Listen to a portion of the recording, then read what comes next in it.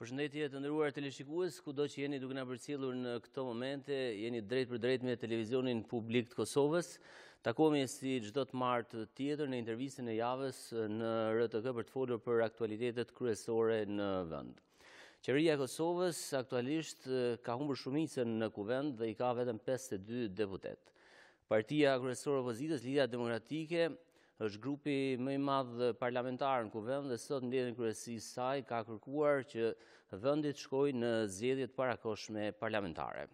Ndërkohë situata është tensionuar ditëve të fundit pas dy veprimeve që janë ndërmarrë nga ana e autoriteteve që duket se nuk janë të koordinuara mes tyre. Veprimi i parë ishte në lidhje me vizitën e zyrtarit serb Marko Đurić, i cili u arrestua dhe u dëbua brenda pak orësh. Ndërkohë veprimi tjetër është arrestimi dhe dëbimi i 6 shtetasve turq, të cilët kërkohen nga Turqia si të dyshuar për puçin që ka ndodhur atje. Për gjitha këto zhvillime do të flasim sonte me nënkryetarin e Lidhjes Demokratike, i cili aktualisht është kryetari i komunës së Gjilanit, Lutfi Haziri. Mirëmbrëma, mirë se erdhët. Mirëmbrëma Blerim, faleminderit. Pra, ka shumë zhvillime, sot Lidhja Demokratike e Kosovës kishte një mbledhje të kryesisë, megjithëse ju nuk e keni fizikisht liderin tuaj, i cili do me tutje gjendet për trajtim mjekësor në Gjermani, por keni dalë me një qëndrim politik pak më të avancuar se sa qëndrimi që kishit para disa ditësh, që kishte të bënte me një pozicion konstruktiv në lidhje me situatën pas daljes së listës serbe nga qeveria e Kosovës. LDK kërkon zgjedhje dhe kërkon që të caktohet data e zgjedhjeve. Mbi bazën e çfarë zhvillimeve ju e kërkoni një gjë të tillë si parti? Faleminderit, keni drejtë, java fundit në plak pashkëve shënoi zhvillimin më interesant të vitit fundit, do të them, ndoshta edhe periudhë pak më gjatë kohor, lidhur me dy veprime jashtëzakonisht mëdha të Republikës tonë, respektivisht sektorëve të qeverisë që ndërhyjnë në rastin e parë në Mitrovic para ndalimin e shkeljes territorit dhe sovranitetit nga një zyrtar serb i cili hyri me kërcënim në Kosovë. Nuk është pse hyri, edhe arsyeja pse hyri, edhe mënyra se si hyri, pa hyri me një lloj kërcënimi karshi e Republikës tonë, karshi shtetit tonë dhe veprimi i policisë shtetit pas vendimarrësve. Vendimarrës që janë niveli qeveritar, tregoj qartë që toleranca do duhet ishte zero që prej fillimit. Po s'pako në fund një reagim i tillë vendosi një raport krejt tjetër sa i përket vizitave dhe ardhje, hyrje, daljeve të politikanëve serb që në emër të shtetit serb vinë Republikën tonë. Por ne edhe në rastin e parë kemi tregu kujdes politik, solidaritet politik. Pra në atë moment nuk është se LDK-ja kërkoi më njëherë zgjedhje pasi doli lista dhe në asnjë mënyrë ne kemi të rek vërejtjen tonë që qeverisja në Kosovë në kuadër të panit si koalicion qeverisës o qeverisja e pakicës politike përkundër që numrat të kushtetuese ekzistojnë. Ka qenë në limitet numrave kushtetues për funksionu, në fakt, por me vetë faktin se një numër i atyre u konvertu në qeveritar ministra, u ndru një raport jashtëzakonisht i ngushtë. Kemi të rek vërejtjen se është varur totalisht në listën serbe, e cila është pjesëmarrëse në procese zgjedhore dhe pjesëmarrëse kushtetuese edhe në qeveri. Por dallimi që ne e kemi nënvizu ka qenë varshmëria politike në këtë listë, në këta njerëz, në proceset që Kosova pritej me u ballafaqu çfarë ndodhi në disa raste edhe në këto që po i përmendni tash. Sepse ata jo vetëm që u tërheqën pas veprimit kundrejt zotit Đurić, veprimit të shtetit tonë, ndaj tij, por ata abstenuan politikisht në ratifikimin e marrëveshjes me Malinezi. Abstenimi, mos pjesëmarrja në seancë. Një marrëveshje që LDK-ja e mbështeti. Natyrisht që ne kemi kishte disa detaje shtesë në ligjin që ne përfundimisht e përballon këtë shtat në emër të nxjerrjes së qytetarëve tonë prej izolimit. Nxjerrjes së dënimit kolektiv, le të themi. Ishte njëjta marrëveshje që erëzoi qeveri Mustafa. Ajo është frydzu nga PDK-ja në atë kohë, u punu tinza politikeq, tinaz, shumë politikeq. Shpjegohet gjithë kjo bujari e LDK-s. U porosit mocioni dhe në atë mocion ka marrë pjesë dhe lista sërbe. Mos harrojmë për herë të parë, ka qenë pjesëmarrës aktive në ndrrimin e qeverisë shumicës në Kosovë, por ne e kemi përballuar situatë. Arsyeja vetëm ka qenë nxjerrja kolektive e shqiptarëve të Kosovës nga dënimi i izolimit. Nuk është asgjë sigurt të izolimi. Ekziston një qartësi në këtë proces, mund të komplikohet, sikur që ndodhi me rastin e fundit, sepse sot kemi reagimin atë të BE-s në rastin e aksionit policisë dhe deportimit të 6 shtetasëve turq nga Republika jonë. Mund të ketë komplikime, por nuk besoj që ekziston asnjë arsye edhe asnjë forcë që e ndalon Kosovën nga pjesëmarrja e drejtë në marrjen e datës për liberalizim. Vetëm duhet tash një orar edhe një dinamike e madhe e punës, që kjo qeveri po shihet nuk ka kapacitet përfundimisht.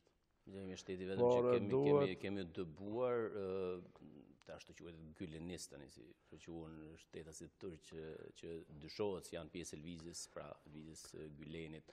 Aty jemi vetëm në asnjë vend tjetër. Nuk ka bërë një gjë të tillë dhe është bërë një dëbim siç po konsiderohet nga njohësit, ekspertët e tjerë pa përfillë procedurat, pra procedurat ligjore ato që janë fuqi. Se përket LDK-s ne kemi qenë të qartë në këtë raport, ne kujdesemi të mos i kualifikojmë as si gylenist, sepse edhe me thirrje mund t'i ngarkojmë politikë, sepse ata janë të akuzuar nga qeveria atyre, qeveria e Republikës Turke dhe organet e drejtësisë në Turqi për vepra trona terrorizmit që lidhet me lëvizjen e Fethullah Gülenit, tashmë i njohur botënisht edhe Kërkon nga Republika Turke pas puçit. Ata janë qytetarë turq që kanë punu me leje në Kosovë, që kanë qenë me leje qëndrim, po ashtu dhe leje të punës.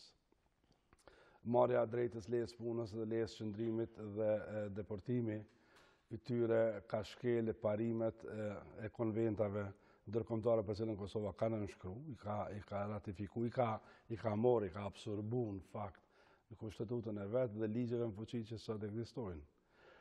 Natyrisht ne jemi në këtë raport kuptimin e zbatimit ligjit dhe rregullave, cundimit ligjit dhe rregullave në Republikën tonë kemi kërkuar qartësi nga bartësit e institucioneve, sepse kem pas një paqartësi nga bartësit e institucioneve. Një lëvizje kaotike e përfaqësuesve të institucioneve. Besoni se vërtet asnjëri nga liderët nuk e ka ditur ç'po ndodhte?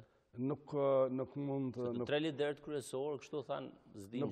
Nuk mund ndodh diçka e tillë në Republikën tonë, as përkundër fragilitetit që kanë disa nga institucionet tona, por këto vendime janë zakonisht me peshë politike dhe punohet në mënyrë sistemore. Është përveç agjencionit inteligjencës i cili është i specializuar për veprime ligjore dhe kushtetuese, natyrisht janë ministrit e linjave, është kryeministri, presidenti i Republikës dhe organe tjera që janë ndërlidhuna për të harmonizuar veprimet karshi rasteve të tilla. Nuk është hera e parë Kosova që ka ndërmarrë një veprim, juve i kujtohet arrestimi dhe deportimi i 3 Gjermanëve që u akuzuan për shpionazh ilegale në Republikën e Kosovës në atë kohë. Kjo e probleme në raportet me Gjermaninë atë kohë. Po natyrisht që krijon raporte nuk janë të krahasueshme, por ndoshta me nënvizu diçka që në Kosovë është harru nuk përmendet. Ka pas ndoshta edhe ekstradime të qytetarëve tonë me kërkesë shteteve tjera. Deri në ato raste kur qytetarët e Kosovës janë ekstraduar në Slovaki, pa marrëveshje me shtetin slovak, sepse ata nuk e kanë njohur Republikën e Kosovës. Pa marrëveshje mes shteteve. Ka pas raste ndryshme, por ky rast është më i veçantë dhe duhet peshohet në këtë raport. Nuk ka të bëjë në raporte miqësore dhe diplomatike mes Republikës tonë dhe Republikës Turqisë. Ka të bëjë më shumë me... Besoni se nuk e dëmtojnë gjitha ato zhvillime marrëdhënia e Kosovës me Turqinë? Ende është në nivel deklarativ. Natyrisht, presidenti i Turqisë e ka nënvizuar, ka tërheq një qendrim politik karshi kryeministrit. Ndërsa ka komplimentuar presidentin e Kosovës. Karshi bartëve të institucioneve, natyrisht që ajo është qendrimi i tij si presidenti i Republikës Turqisë. Në raport me zhvillimin të Kosova i ka pasur rol në të kaluamën Over kjo nuk do të thotë që Kosova duhet të jetë vend në cilën mund të operohet dhe të operacionalizohen veprime të tilla, qofshin ato policore apo të shtetit, sepse në përputhje me ligjen e fuqi ne duhet të garantojmë jo vetëm shtetasët e tonë, po edhe shtetasë tjerë që jetojnë këtu me leje qëndrim, me leje pune, duhet t'i garantojmë dhe të mos lejojnë të viktimizohen për hir të bindjeve politike, fetare apo bindjeve tjera, që ata i kanë, sepse ligji kështu s'po thotë në Kosovë. Në anën tjetër besoj shumë që në kanale diplomatike po punohet që ky raport sqarohet deri në fund, por është e domosdoshme që edhe popullatës në Kosovë, bartësit kryesor të institucioneve ta shpjegojnë. Sepse dy ditë e javës kalume kanë qenë refuzues, askush nuk ka ditë asgjë.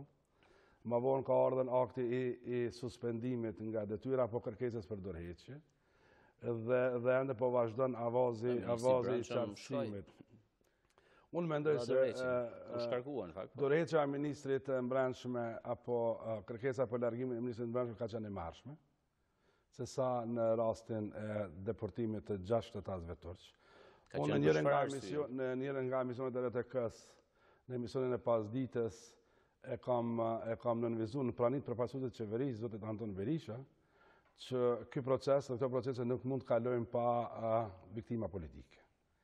Dhe është pa që në perspektiv Ministri i Punëve të Brendshme mund të jetë viktima e radhës, sepse bartësit tjerë të këtij procesit janë autoritete politike, le të themi me imunitet politik për shkak të koalicionit dhe për shkak të numrave të ngushtë në qeverisje. Kështu që ata haruar, sepse ka Ministri i Punëve të Jashtme, Ministri i Punëve të Brendshme, Ministri i Drejtësisë, Kryeministri, Presidenti. Përfshirë dhe Ministri i Punëve të Jashtme dhe i Drejtësisë në rastin e dobimit shtetasëve turq, se gjithë kanë nga pak hisen në atë vendimarrjen deri te. Ne edhe ma tuti përpresim me sqaru çfarë ka ndodhur.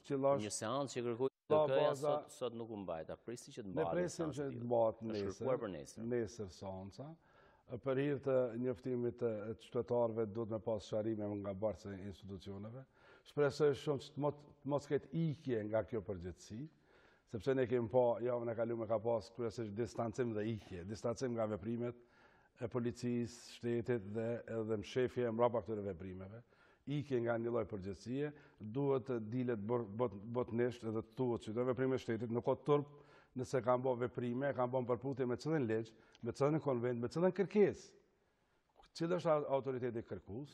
Kush do t'i raportojë kuvendit, sepse ministri u shkarkua, drejtori i policisë u shkarkua dhe shefi i inteligjencës edhe ai u shkarkua. Nuk di nëse po vazhdon prapë punën, po vendimi është marrë. Nuk mund shefi i inteligjencës shkarkohet pa pëlqimin e presidentit të Republikës. I cili duket se ka kurzuar sipas mediave sot në Kosovë që raportuan. Nuk ky besoj fort të respektojë. Shefi i policisë subordinohet në veprim urnave, le të themi të ligjor, jo të autoriteteve të caktuara, por ka të bëjë më shumë me zbatim të vendimeve. Unë besoj shumë që policia, nëse ka zhvilluar operacion të ndalimit, të marrjes dhe të deportimit deri në aeroport, e ka bën përputhje me vendime të autoriteteve, që është zbatimi i ligjit. Policia nuk e shoh pjesë të vendimarrjes, e shoh pjesë zbatimit i cili zbaton vendime me shkrim. Vendime me shkrim e cila vjen nga autoritetet e caktuara. Kjo është ai raport. Nuk besoj që mund të ndodhë në Kosovë, sepse në raste të tilla nuk quhet më deportim. As eskradim, po quhet kidnapim. Një dëbim i tyre, rrëmbim dhe dëbim. Është deportim, definitivisht. Sipas asaj që është po deri tash është deportim. Ligjet e Kosovës nuk e njohin deportimin si politikë, janë kundërshtim, ne kemi riadëtsim në rastet e tilla.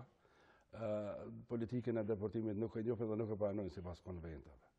Qeveria e Kosovës edhe në këtë raport është shumë e qartë, legjislacionin e ka në fuqi dhe do të më marrë veprime në përputhje me një proces prapë i cili do t'i nënshtrohet rregullave të caktuara. Po në këtë rast po presim edhe me tutje mos sqaru gjithë ne se vërtet do ndriçohet kjo interpellanca mund ta ndriçon deri në fund të këtë proces se si ka ardhur dhe si është përfunduar si i tillë. raportohet shumë këtyre ditë, ka kritika, ka akuza ndryshme se pas kësaj historie qëndron presidenti i vendit, duke pas parasysh se Erdogani më herët e ka parashtruar këtë kërkesë, pra që të lidhurit të turqit që veprojnë në Kosovë, jo në Kosovë, edhe në Shqipëri, apo në vende të tjera, duhet të ekstradohen në Turqi. Pra, kjo kërkesë ka qenë mëhershme, është ditur, ka qenë publike. Ju u besoni këtyre supozimeve, sepse është nivel supozimeve gjithatë, nuk është se ka diçka të konfirmuar ndonjë deklarim apo ndonjë nënshkrim të tjera. Pas tentim puçit në Turqi, është zyrtare se janë përmi 3.800 persona të ndalën, të arrestuar për pjesëmarrjen këtë lëvizje mbrana territorit dhe jashtë territorit të Turqisë. Askush nuk e din se sa është numri i atyre që kërkohen, po dihet në fakt që njëri kryesor jeton në Shtetet e Bashkuara të Amerikës, i cili dhe për cilin akuzohet, dhe shumë tjerë që jetojnë në vende ndryshme në perëndim dhe ndoshta edhe në lindje, kudo që jetojnë ata. Kërkesat në raport me Kosovën kanë shkuar në drejtim më shumë të mbylljes së shkollave, që lidhen kryesisht me atë që quhet financim i Fethullah Gülenit si autoritet dhe si njeri kryesor, barqi kryesor i këtyre politikave në sferën e themit arsimit dhe të financimit programeve tjera, sepse ka edhe shoqata jo qeveritare edhe programe tjera që kanë qenë dhe që kanë operuar në Kosovë, edhe në Ballkan përgjithësi. Nuk është as Serbia imune, le themi edhe Lugina e Preshevës, edhe Republika e Shqipërisë, edhe Maqedonia, edhe Malizi, edhe Bosna e Hercegovina. Sepse sipas politikës së shtrirjes së tyre, politikanë fëmijët e tyre shkojnë të shkolla zakonisht, sepse janë shkolla të shtrejta, me të drejtën. Unë nuk marr pjesë në atë grup politikanëve, po i keni parë kolegët tuaj. Por natyrisht është thonë që është një numër i madh i politikanëve, edhe i komunitetit biznesit që i edukojnë fëmijët të shkolla për shkak të mësimdhënies atje, por kjo është çështje që duhet me pa qeveria në raport tjetër, jo vetëm me këtë shkollë, me shkolla tjera, që janë i nështruar në ligjeve të Kosovës, duhet me nështru kurrikullës Kosovës, dhe natyrisht duhet me pa interesin e fëmijëve tonë në gjithë të shkolla. Por nuk ka pas bëjmë me kërkesa deri në, le themi, mujtë e fundit, ose le themi prej vitit kalum, verës vitit kalum kërkesa aktive për autoritetet caktume që jetojnë në teritorit Kosovës, që janë të kërkuar në lista ndryshme. Fundja, këto janë të klasifikume, le të themi, sipas ligjeve në Kosovë dhe ka akses limitum njerëzve edhe mbrana qeverisë, edhe mbrana institucioneve që mund të kenë këto informata. Kështu që edhe reagimin e shoqërisë civile, edhe reagimin e popullatës sonë, edhe neve si përfaqësues zgjedhën, kudo që kemi pa, ne e bëjmë i bazë asaj që kemi parimore. Parimore është a zhvillu procedurat sipas ligjit dhe sipas kushtetutës së Kosovë. Ai kemi rreziku këta njerëz me këtë akt, kush është ai që ka bërë vlerësimin apo vlerësimet për rrezikshmërinë që e kanë potencialisht këta njerëz në Republikën tonë, edhe shumë kritere tjera që ligji i kategorizon. Këto do të me pa, sepse veprimi si i tillë definitivisht ne gjetemi të bindur, në shkel disa nga parimet themelore të ligjeve edhe të kushtetutës së Republikën e Kosovës.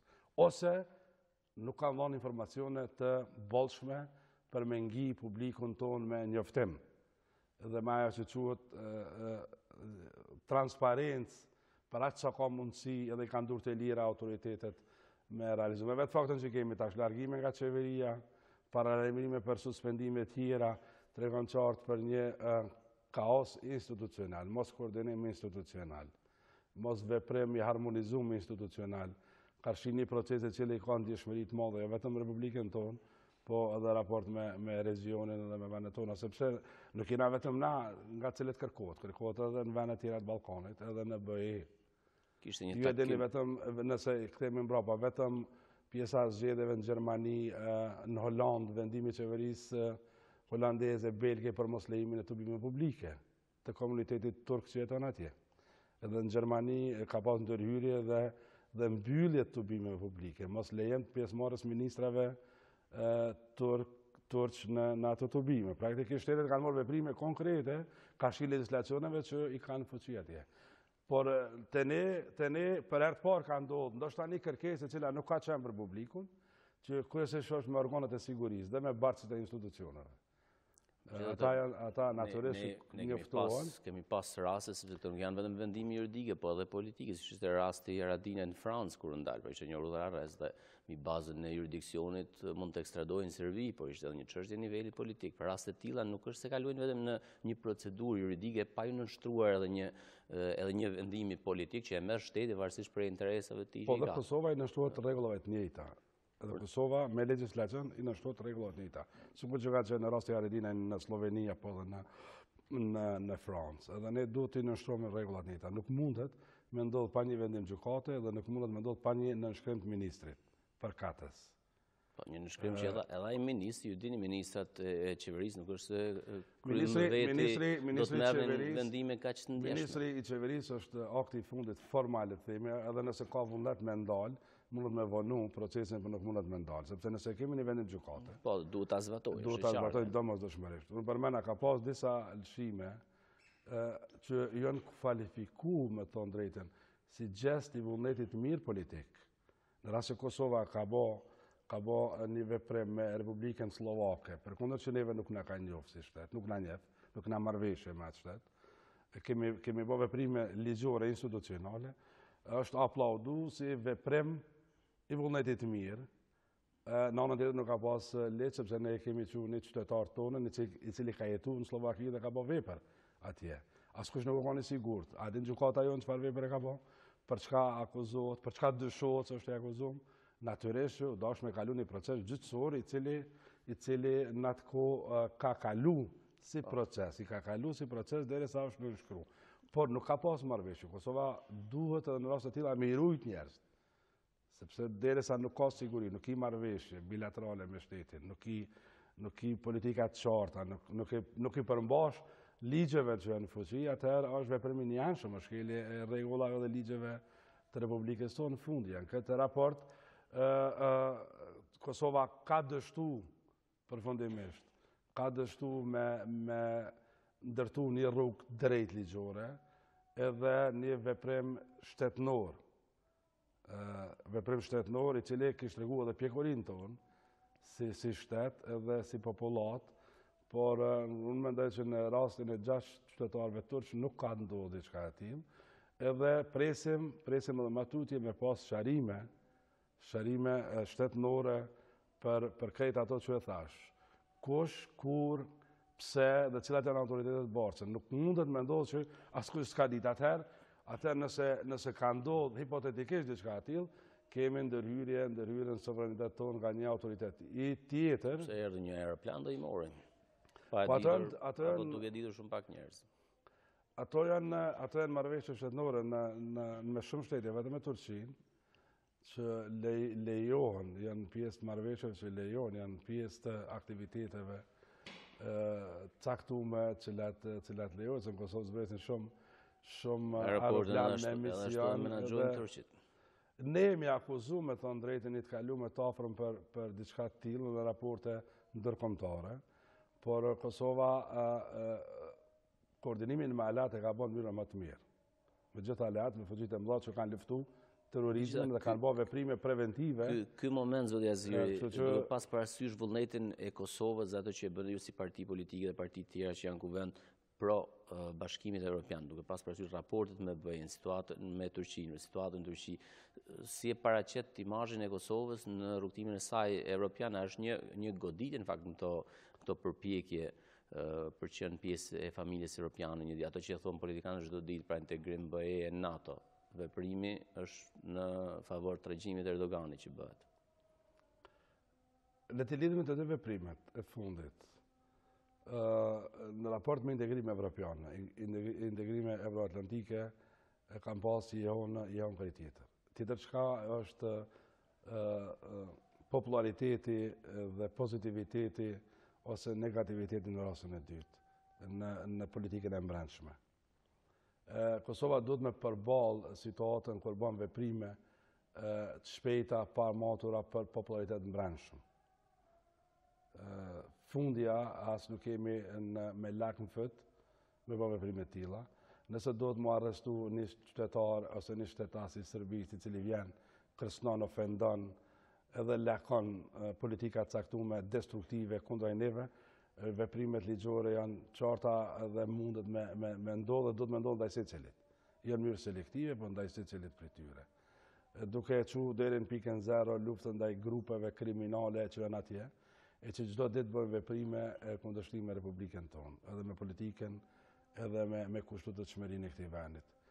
Edhe në këtë raport, kjo është ajo që si shtet kemi rrezatu në shtetet vendimorse, në veçanti në shtetet mike të Kosovës, edhe në Bruxelles, si që janë, edhe në Washington, edhe reagimi ambasadës amerikane është shumë i matur në këtë rast, nëse e keni parë.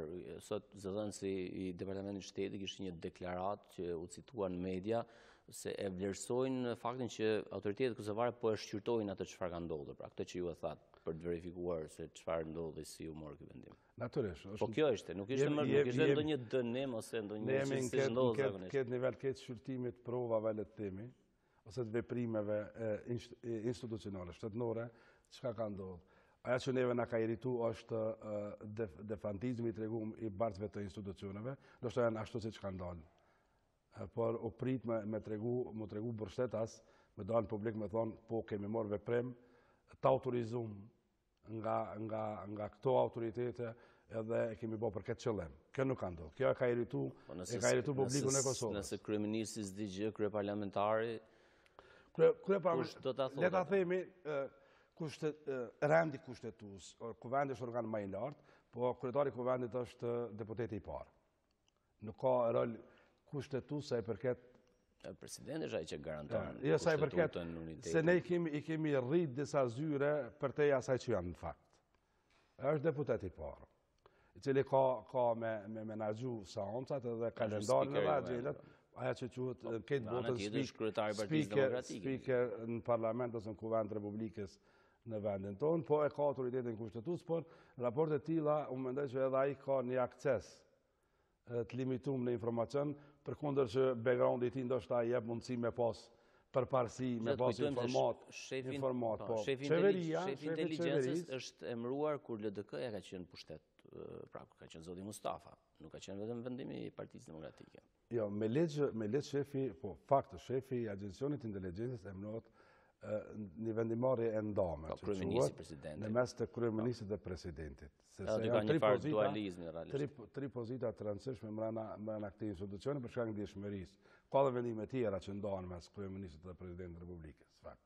Është në vitin e kaluar dhe natyrisht agjencioni si i tillë padashme, se na nuk e njohim punën. Punën e agjencionit e njeh vetëm Komisioni Parlamentar për mbikëqyrjen e këtij shërbimi. Ata janë deputet zgjedhur, ata kanë autoritetin ligjor me pas informacion më shumë se të tjerët, raport me punën, veprimtarinë, edhe agjendat që i kanë për këtë fazë pune. Po ditë agjencioni jonë i subordinohet shteteve mike dhe aleatëve tonë, edhe në preventiv kundër akteve terroriste, terrorizmit global që është i problem kryesor, edhe masave tjera. Kështu që ne jemi pjesë e kësaj lëvizje jashtëzakonisht madhe, në cilën shumicën e rasteve është lavdru puna atyre. Edhe në rastin e preventivës në Shkodër kundër planet kundër izraelitëve, edhe në resurse tjera informative që ka dhënë, janë përmend shumë raporte nga shumë autoritete si rol pozitiv i Kosovës në këto angazhime, por tash edhe njerë me nënvizu faktin, tash në raport me këto masa, ndaj qytetarëve turq që kanë qenë Kosovë me leje, qëndrimi edhe me leje banimi, duhet mos zbarë deri në fund. Ka pas reagim i jashtëzakonisht tash për qytetarë, ja kanë borgjë me spjegu edhe njerëzve tonë, por edhe aleatëve tonë, edhe partnerëve tonë. Se unë nuk besoj që kemi që mesazh mirë, të aleatët tonë kemi që mesazh jashtëzakonisht kontradiktor. Sa është pak kompetent nëse lexohen nga Kosova, në një gazetë ose një shtet, siç është le të themi Franca ose Gjermania, kur kryeministri thotë jam i pa njoftuar për këto veprime të policisë. Edhe ose autoriteti tjetër po ashtu reagon si të pa njoftum. Atër kush janë ata që po veprojnë këtë vend, kush janë autoritetet që ndërhyjnë në operacione të tilla jashtëzakonisht ndihshme, jo vetëm politike, por edhe për sigurinë e vendit.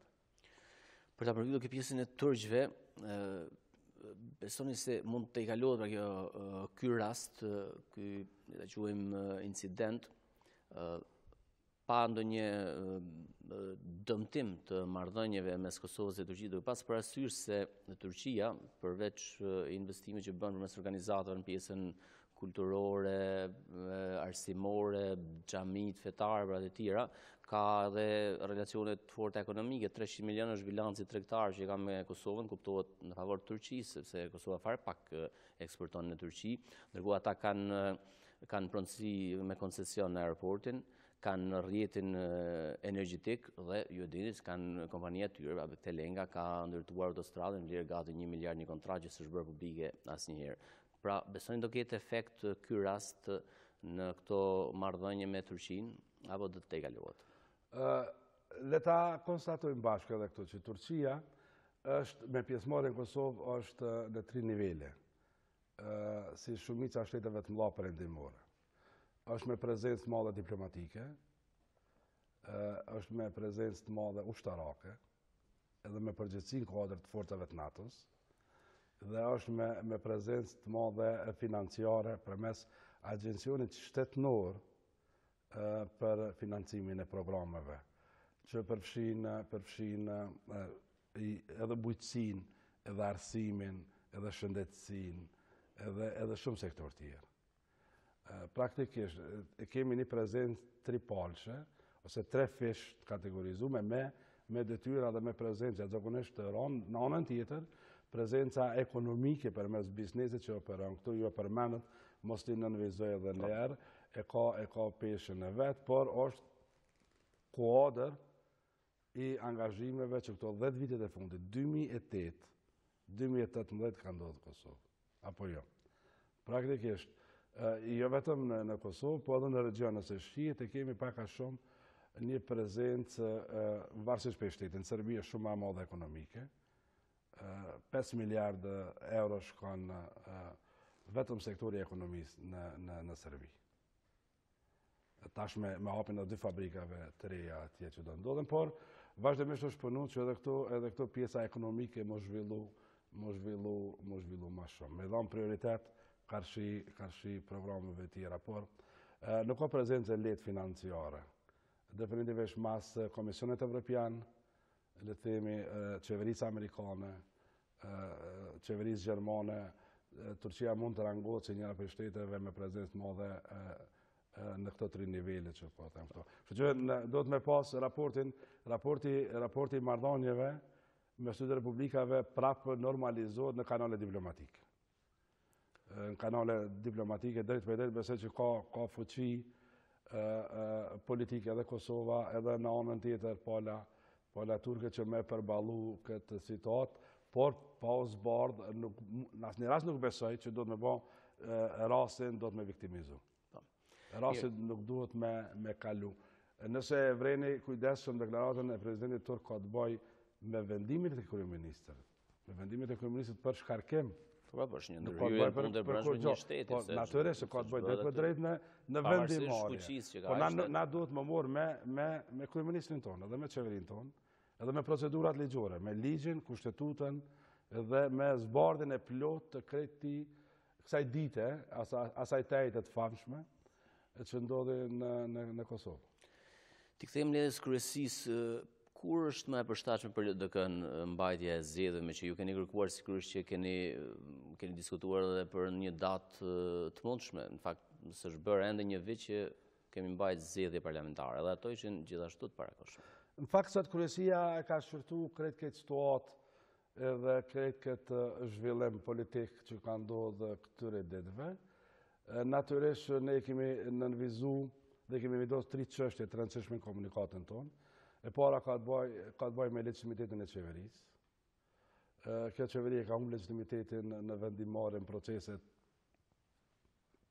me peshë politike, procese të rëndësishme të vendit, sepse ka ra në çdo minimum legitimiteti me numrin e ulseve në Kuvend Republikës, me numrin e deputetëve mbështetës të koalicionit qeverisë, edhe pse janë, nëse të gaboj, 23 parti, 23 subjekte, tash... Parti janë shumë, por shumica nuk është se... Tash kanë zakonisht. Përveç legitimitetit kemi thonë që ne jemi të gatshëm me organizu tryezë të partive politike për të bisedu për çështjet që janë në interes të Kosovës, në interes kapital të Kosovës, dhe për t'i dhënë qasje zgjidhje problemeve natyrës, çfarë do të qofshin ato, po që e prekin interesin e vendit tonë.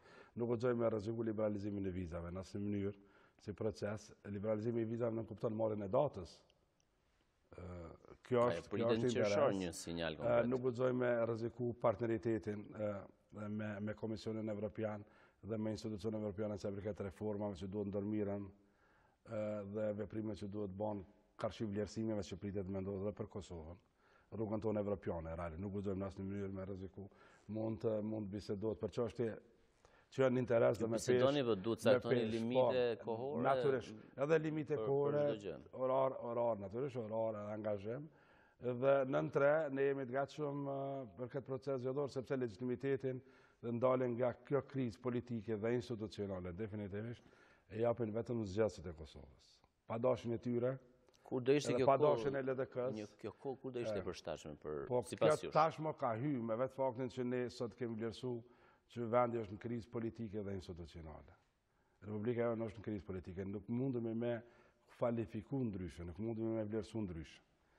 Dhe momentin që qeveria ballafaqohet, ku vendi nesër bashkë ballafaqohet me kvorum, s'ka mundësi me vendos asgjë.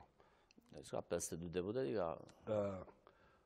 Ka paralajmërime për dalje tjera, ka dhe paralajmërime për dalje në partive dhe grupeve tjera. Kështu që në këtë tension edhe presion politik nuk është lehtë me menaxhu detyrat ditore që ka qeveria. Ma flasim për detyra edhe vendime më të vështira. Spaku slogani ka qenë tyre që kanë me pru vendime të rana në këtë vendime. LDK-ja preferon pranverën, preferon qershorin apo vjeshtën? Me tonë drejtën është jashtë vullnetit qytetarëve dhe jashtë vullnetit tonë ky proces, por domosdoshëm me kaluar një proces zgjedhor. Ne kemi ofruar gatishmërinë tonë që me bisedu në tavolinë ose dialogin brendshëm ajo që dialogin brendshëm me partive politike për të harmonizu edhe nevojën e eventualisht reforme zgjedhore, eventualisht datës zgjedhore, domosdoshmërisht datës zgjedhore, sepse nuk mundemi me vazhdu me operu si na për mjegull. Spaku LDK ka të qartë që nuk lejon mjegull politike me pas, sepse mjegulla politike vetëm ujgjve politike ju konvenon në fund. Me që ju keni qenë gjithnjë dhe pjesë e partneritetet me këta ujqit politik që... Ne kemi qenë me gjithë, në fakt, kemi qenë qeverisje, me gjithë, është për të ardhë ketë që prej vitit 2008, asë një qeveri në periudhën post-independente se ka përfundu mandatin. Kjo të regon shenjë një stabilitet Kjo të regon qartë një stabilitet politik. Edhe në kohën kur qeveria i ka pasën 2/3, suku në rastin e fundit. Edhe në kohën kur nuk i ka pas as 60, që në rasin PDK AKR, qeveria e ka qu kuvendin në shpërndarje. Praktikisht kuvendin është bërë viktim politike për me dhonë dalje krizave politike gjithmonë, sepse shpërnda për me organizu zgjedhje. Por tash, ka ndodhur krejt diçka tjetër. Tash qeveria ka humbur shtetjen, në mënyrë masive për një javë ka humbur shtetjen politike. Ne si opozit kemi tregu konstruktivitet edhe racionalitet të dyjat, duke e rujt, kemi thonë që lista sërbe ne sigurojmë qeverinë, që lista sërbe nuk mund dikton politika as të rëzimit të qeverisë. Ne jemi gardian demokracisë si parti politike dhe ne kemi përgjithësi si partia ma madhe politike. Karshi qytetarëve si me përgjithësi. Dhe pse jemi në opozit, jemi partia ma madhe e konfirmuar në zgjedhje lokale. Ja vetëm tash. Si numër i votave edhe në kuvend tani pas ndarjes së vendosjes keni dalë edhe. Është ajo formë, por vota jonë e zgjedhjeve lokale LDK-n ka konfirmuar si partinë e parë. Nuk është do të thotë se ai parë lokale. Fakt, pajto, ne jemi përgjithshëm, ne jemi sjell përgjithshëm karshi këtij rezultati.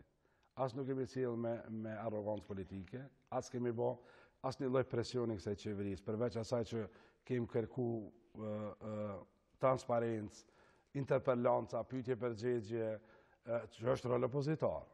Po asnjë veprim tjetër që çon drejt asaj që quhet sjellje e fuqishme opozitare nuk kanë ndodhur. Megjithatë, për të realizuar kjo që ju thoni, ju duhet të ngrini një emocion mosbesimi, sepse qeveria thotë se do vazhdoj punën, pret bashkëpunim, mbështetje. Do inicioj LDK-ja një emocion mosbesimi në kuvend ai qeverisë apo probleme po me vetë faktin qeveria po vjen vetë, emocioni e humbë rëndësinë.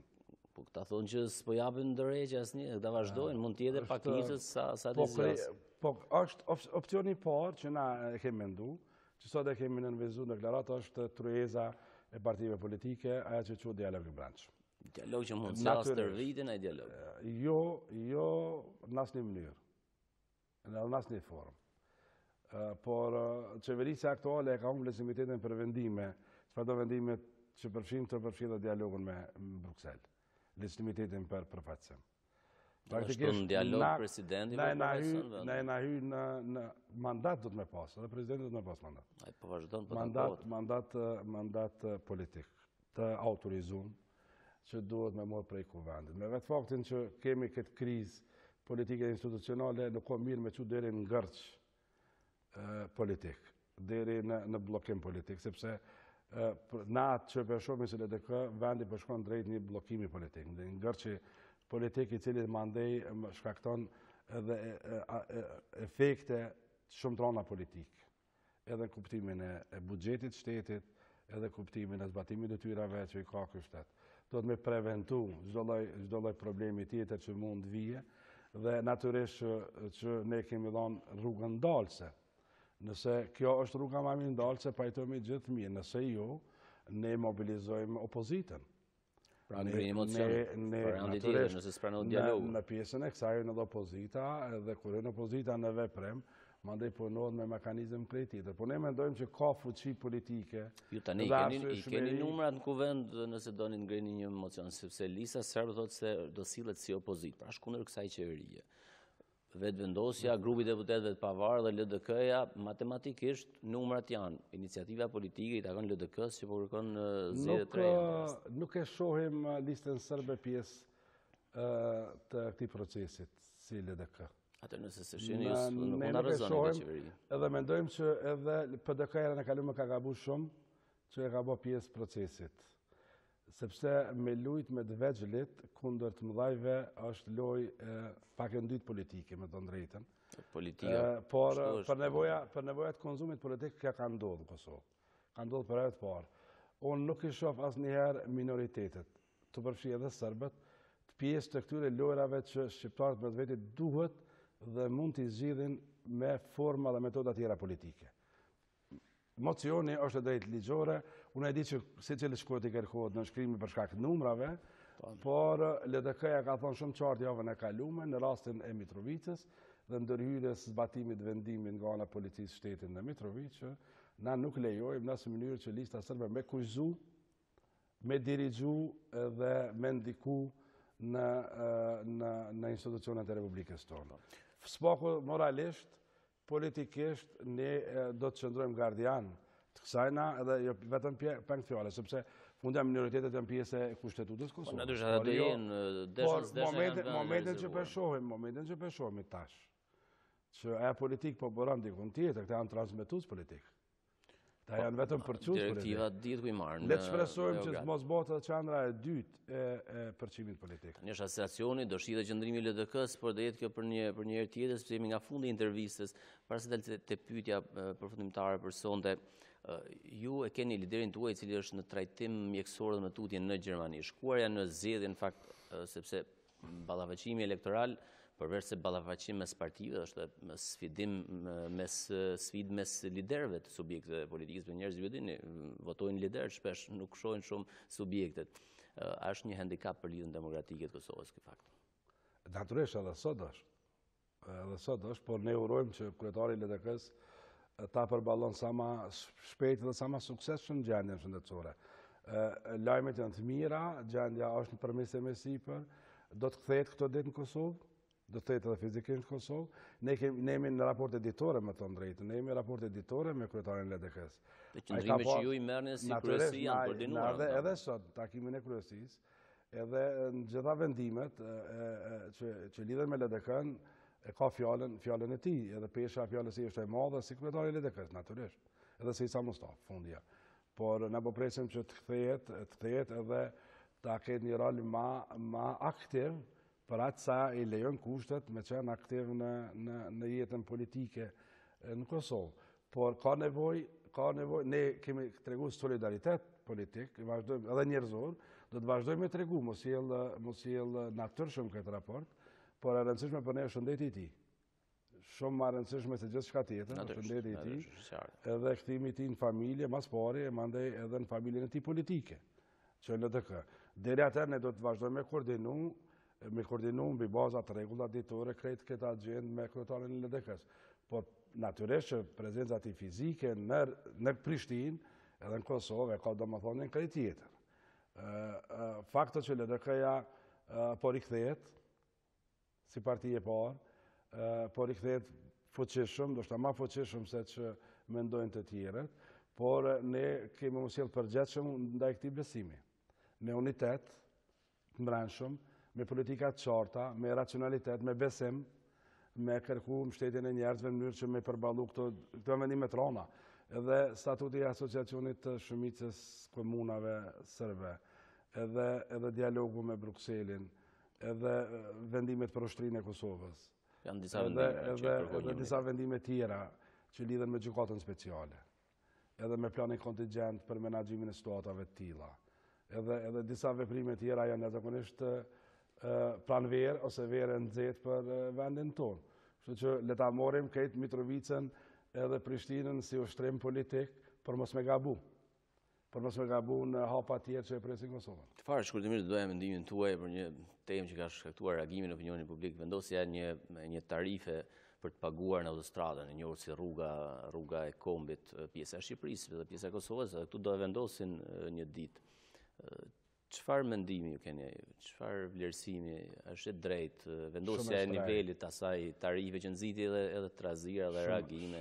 Shumë e shtrejtë. Edhe reagime politike në fakt opozita është tashmësuar.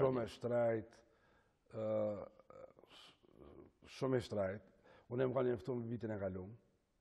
Po, ka kohë që flitet, po. Vitin e kaluar më thonë me koncenzion edhe u ditë edhe çmimet dhe këtë. Vje keq që kjo qeveri nuk ka pas kohë më morë me këtë çështje. Shpjegohet se janë takuar qeveritë. Janë takime ndërqeveritare. S'është bërë publik. Janë marrë takime ndërqeveritare, nuk është biseduar për këtë çështje. Koncesioni i rrugës së kombit është dhënë vitin e kaluar dhe ditë sakt tarifa.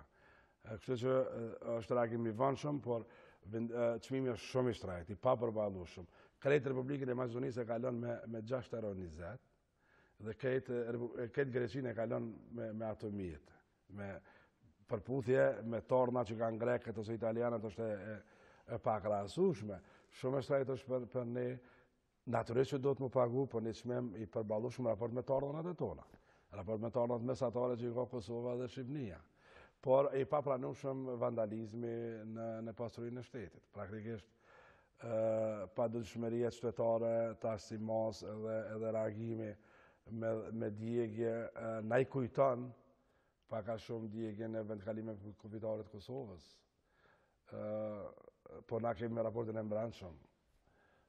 Mundet ndodhë në Evropë që protestat eskalojnë në dhunë, ato i bëjnë grupet e majta, anarkistat, ekstremja majt, vepron gjithkon ambientalistat, reagojnë gjithkon me masa krejt, por mendoj shumë që edhe na do të mos jell ka shiksa situate pak me dignitet, por Edi Rama e ka bërë shumë shtrejt, pa përballueshme, dhe unë e di që vështirë ka me këty vendimet e mas, sepse qeveria do të me reimbursu koncesionarët nëse e ul ta shvimin. Këto janë mjete buxhetore që do të me bën një zgjidhje, por qeveria do të me ndërhy, me lehtësu ndoshta këtë proces, me gjetë një mënyrë që qytetarët me përballu, sepse do të ketë ikje. Atër gjejnë rrugë alternative, bizneset, sidomos se të ankuan shumë. Prej tunelit në Bagdad që alternative në raportet tregtare dhe tjera mund të ketë. Po kjo është kjo problemi, sepse rruga e kombit e ka vendosur një paralelizëm me shfrytëzimet e Durrësit dhe Selanikut. Dhe nëse kemi këtë shkëmbim tregtar dhe këtë qarkullim ka pas një rritje në fakt, 33% vitin e kaluar. Në rritje sipër në Durrës edhe ndërtimi i portit të ri në Vlorë, që do ta fuqizonte edhe ekonominë shqiptare. Karshi, ati që në Malzi edhe në Selanik, tregon qartë që tarifat e tilla të pakujdesshme karshit qytetarëve në radhë parë, po dhe bizneset, jashtëzakonisht është trajt, për transportues edhe për autobus edhe për kamion të mëdhej është jashtëzakonisht është trajt, që shpresojmë që do jetë një zgjidhje, do gjendet një zgjidhje.